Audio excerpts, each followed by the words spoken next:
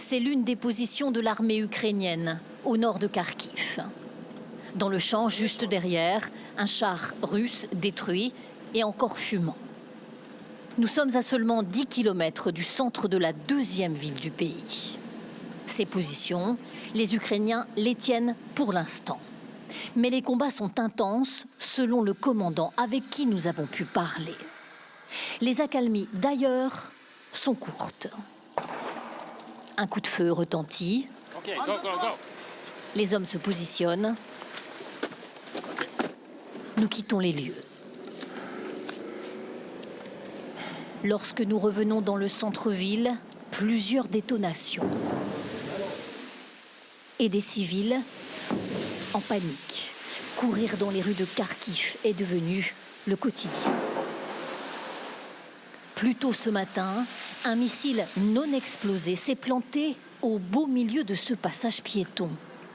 Bien sûr, depuis, les démineurs l'ont extrait. Mais voici à quoi ressemblait cette scène en plein centre-ville. Les habitants n'en reviennent toujours pas. Vous voyez ce trou-là? C'était là, fiché dans le sol. Ça mesurait 2 mètres à peu près. Un missile. Dans ce quartier résidentiel, en revanche, un autre missile a bel et bien explosé. Les habitants cet après-midi dégagent les vitres brisées.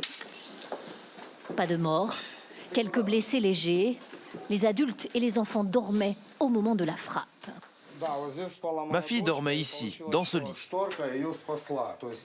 Et heureusement, le rideau qui était tiré l'a protégée des débris de verre. On a eu beaucoup de chance. Une enfant de 8 ans qui veut nous montrer sur le portable de son père les débris du projectile. En Ukraine, les fillettes savent désormais à quoi ressemble la guerre. On a dû dormir dans le métro. Il y avait beaucoup de monde. Les gens étaient assis sur les escaliers. Nous, on est restés au même endroit parce qu'il y avait un petit chien très mignon. Je l'aimais bien. Comme hier, le métro est le refuge. Casque de vélo sur la tête pour cette famille. Tout est bon pour tenter de se protéger. Les cœurs sont serrés. Cet Ukrainien travaille dans un hôtel en France à Metz. Il est venu pour aider sa mère. Elle vit ici. On va essayer de quitter le pays parce que dans toutes les villes, c'est dangereux. Ils attaquent toutes les villes, les bases militaires, les aéroports. On ne sait pas trop quoi faire. Et on ne sait même pas comment partir.